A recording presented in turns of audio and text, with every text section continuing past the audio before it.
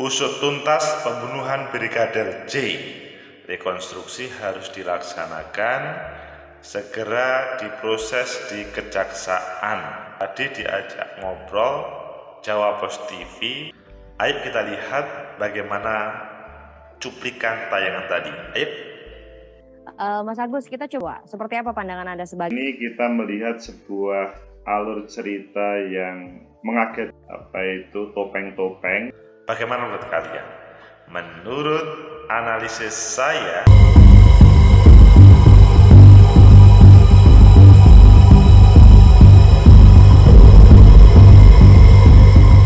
Assalamualaikum warahmatullahi wabarakatuh. Salam sejahtera untuk kita semua, pecinta masa depan negeri. Tegakkan kebenaran, lawan ketidakadilan. Usut tuntas pembunuhan Brigadir J. Dalam artian perlu ada sebuah penegakan hukum. Ya, tadi memang diajak ngobrol oleh Mbak Aulia di Jawa Pos TV dengan Mas Riza Alfianto dari Pidana UNER. Ada beberapa pertanyaan yang disampaikan ke saya terkait dengan usut tuntas pembunuhan Brigadir J itu. Pertama, pertanyaannya itu, pembunuhan Brigadir J oleh Verdi Sambo bagaimana secara sosiologis? Kalau menurut saya sih sebagai sosiolog, ini sebuah pembunuhan yang banyak topeng. Karena peran para pembunuh memakai topeng seakan-akan mereka suci, tidak melaksanakan sebuah kegiatan yang termasuk pidana. Ini membuka sebuah kotak Pandora. Kemungkinan besar ada topeng-topeng lainnya dalam kasus pidana yang lain. Maka muncullah pertanyaan, mungkinkah kilometer 50 juga seperti ini muncul topeng? Begitu juga pada kasus-kasus yang lain. Intinya, kalau elit sudah memakai topeng, elit penegak hukum menggunakan panggung depan panggung belakang sebagaimana yang tidak seharusnya dilaksanakan dan institusi penegakan hukum, ini membahayakan. Berbeda dengan politisi yang menggunakan topeng-topeng, namun itu kan tidak seperti pada ranah teman-teman kepolisian. Kalian mengenal teori dramaturgi, ada panggung depan, panggung belakang, orang yang selalu menggunakan topeng untuk berkomunikasi. Dalam hal ini, elit kepolisian Sambo yang sudah dipecat, diberhentikan, menggunakan topeng seakan-akan dia, keluarganya dilecehkan, marwah keluarga diambil oleh Brigadir J yang sebetulnya itu ditolak kebohongan proses pelaporan, sehingga ya topeng-topeng itu harus dibersihkan dalam lembaga penegakan hukum, salah satunya di kepolisian. Kemudian pertanyaannya kedua adalah kasus maju mundurnya terkait dengan Verdi Sambo, pembunuhan Brigadir J ini muncul penurunan kepercayaan publik terhadap kepolisian. Benarkah begitu? Sebelum menjawab ini kan tadi terkait dengan topeng-topeng ini perlu menghilangkan skenario elit. Jadi kalau ada elit penegak hukum membuat skenario sebagaimana yang dilakukan oleh Sambo, itu membahayakan dalam proses penegakan hukum. Terkait dengan trust publik, ya ini dipertontonkan kepada masyarakat bahwa trust publik itu sudah kecil. Kalau dalam hasil survei dalam salah satu lembaga yang kemarin ditampilkan, hanya 29,sekian% yang percaya kepolisian itu bisa menjalankan tugasnya, penegakan hukum dan sebagainya. Namun yang lain itu sudah tidak percaya. Tentunya survei ini sifatnya hanya sesaat ya. Kalau teman-teman kepolisian bersedia untuk mengubah pola-polanya, editnya kemudian bisa diluruskan, maka trust publik itu muncul kembali. Karena beberapa bulan misalkan pada waktu bagaimana ulang tahun Bayangkara, trust publik itu besar. Namun ini adalah semacam mencoreng terkait dengan lembaga kepolisian. Kalau hal ini dibiarkan maka akan berakibat. Begitu juga hal-hal yang dicurigai oleh masyarakat itu harus dibuka supaya tidak ada trust publik menurun. Jangan sampai seperti kasusnya Brigadir J ini, seandainya tidak viral maka tidak akan muncul, tidak akan diproses. Seandainya netizen yang maha kuasa itu tidak memproses terus, maka akan didiamkan. Begitu juga jangan sampai seperti kasus ini yang Presiden Pak Jokowi sampai terlibat, ayo usut tuntas. Padahal seharusnya tanpa ada sebuah perintah dari Pak Presiden, hal itu harus dituntaskan. Ya, resiko menjadi penegak hukum, maksudnya kepolisian, sudah berikrar pada waktu awal menjadi seorang polisi. Selanjutnya ketiga, pertanyaannya dari Mbak Aulia. Seberapa jauh penurunan kepercayaan publik terhadap kepolisian? Ya ini tadi kan sudah saya sampaikan ya, terkait dengan hasil survei salah satu lembaga yang turun sampai 29,5%. Namun itu semuanya masih bisa berproses. Reformasi kepolisian perlu dilaksanakan. Ada usulan misalkan kepolisian di bawah Depdagri, Kemendagri, di bawah Kementerian Perhubungan dan sebagainya. Itu merupakan sebagai autokritik terhadap lembaga kepolisian supaya on the track. Dulu sudah keluar dari lingkaran fungsi ABRI, maksudnya sudah tidak menjadi bagian dari TNI, maksudnya lembaga sendiri. Hal ini seharusnya kepercayaan ini, maksudnya kepercayaan dari regulasi ini harus dijalankan sebaiknya, seharusnya tidak selanjutnya mencoreng terhadap dirinya sendiri.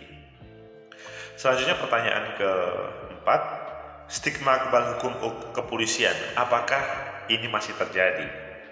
Pecinta masa depan negeri, di dalam sosiologi hukum muncul yang namanya equality before the law, bahwa setiap orang di hadapan hukum itu sama, tidak ada orang yang kebal hukum.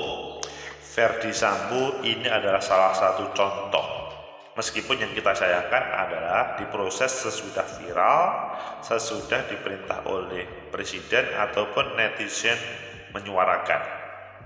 Seharusnya para penegak hukum itu menjalankan azas equality before the law. Semua sama. Kalau ini terjadi, maka kepercayaan publik masyarakat terhadap kepolisian maka akan luar biasa.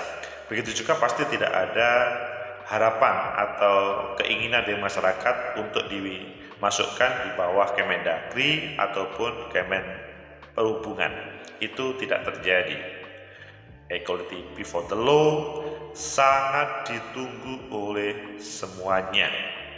Jangan sampai karena dia seorang elit yang ada di kepolisian kemudian tidak bisa disentuh oleh hukum. Meskipun ini digunakan dalam proses penegakan hukum dalam kasus-kasus yang lain, tidak hanya kasus internal. Misalkan yang sementara ini dilihat oleh publik, oh itu kok kelihatannya terjadi diskriminasi, jangan sampai ini terjadi. Publik pasti akan menilai. Yang lebih dahsyat adalah netizen bersuara. Iya, memang ada undang-undang IT, namun kalau semua netizen bersuara maka tidak akan bisa dilawan. Karena netizen itu bersuara, sampai berani bersuara itu pasti ada resiko yang mereka mau tanggung. Ketika mereka menyuarakan sebuah kebenaran, maka apa boleh buat, resiko pun mereka akan siap. Tetapi kalau sudah banyak, kecil kemungkinan itu akan menjadi masalah. Kemudian pertanyaan kelima, mengapa terjadi perbedaan pertanyaan Komisi 3 kepada kepolisian dan kepada Menko Polhukam atau kepada yang lainnya? Ini Mbak Aulia bisa saja pertanyaannya. Kalian melihat kan kemarin perjalanan rapat dengar pendapat yang memang terjadi diskriminasi atau terjadi perbedaan ya, diskriminasi atau tidak coba dinilai. Terjadi perbedaan suasana lah intinya. Terjadi perbedaan suasana yang kalau kepada Prof. Mahfud MD seperti mencecar begitu, dikejar pokoknya sampai bagaimana Prof. Mahfud MD itu tidak bisa bersuara. Namun kepada kepolisian itu ada pujiannya, ada nasihatnya, berbeda. Kalau menurut saya sih seharusnya ya samalah. Semua yang rapat dengar pendapat dengan Komisi 3 ataupun komisi yang lainnya, ini tidak hanya pada kasus Verdi Sambo, harusnya sama. Mungkin ada sebuah pertanyaan, ini kan perbedaannya karena Komisi 3 mitra dari kepolisian. Perlu diingat ya bahwa check and balancing legislatif dan eksekutif itu perlu dilaksanakan. Mitra itu bukan berarti tidak bisa mengkritik atau tidak bisa memberi masukan dengan nada tinggi. Ya memang kalau bisa nada rendah, bisa menasihati, mengapa hal yang lain tidak, itu hal yang agak tinggi itu dilakukan.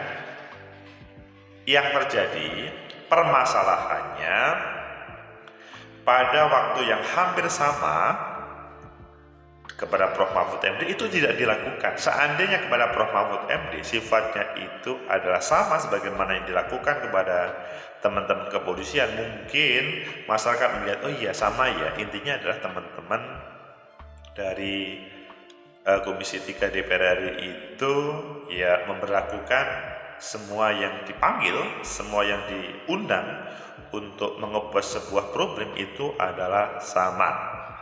Ini juga sebuah ujian oleh rakyat. Rakyat di dapil masing-masing juga pasti menilai mana wakil rakyat saya. Apakah dia sudah menyuarakan dengan benar yang menjadi aspirasi rakyat, tidak cukup dapilnya aspirasi seluruh rakyat, atau dia ada sesuatu yang perlu diluruskan. Hati-hati teman-teman, bahwa rakyat pun menilai 1 tahun lebih sedikit lagi akan dilaksanakan pemilu. Pada proses itu kan juga akan bisa dilihat mengapa ini Prof. Mahfud MD kok dicecar dan teman-teman kepolisian kok tidak, atau sebaliknya. Seharusnya sama deh, supaya terjadi balancing, dan lebih tepat itu bagaimana legislatif sebagai check and balancing kepada eksekutif itu bisa berjalan dengan baik. Kalau usulan masukan saya tidak bisa diterima, tolong diluruskan ya. Kemudian yang keenam itu adalah Mbak Aulia bertanya, bagaimana menciptakan polisi yang tidak angker untuk masyarakat, tidak dijauhi? Wah, ini kalian pemirsa perlu tahu atau perlu menyampaikan, apakah kalian merasa kepolisian itu angker? Saya sih tidak, tetapi mungkin sebagian dari kalian takut ketika ketemu polisi. Pecinta masa depan negeri, tegakkan kebenaran, lawan ketidakadilan.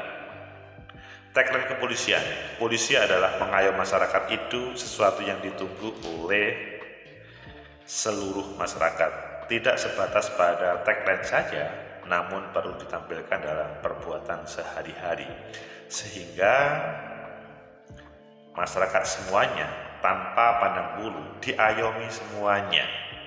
Tidak cukup tertulis di kantor lembaga, namun dipraktekkan bahwa kepolisian adalah pengayom masyarakat. Hadirnya kepolisian bisa menjadi pengaman masyarakat dari berbagai ancaman, khususnya dari dalam negeri. Semoga bermanfaat. Like, subscribe, comment, and share. Sampai jumpa.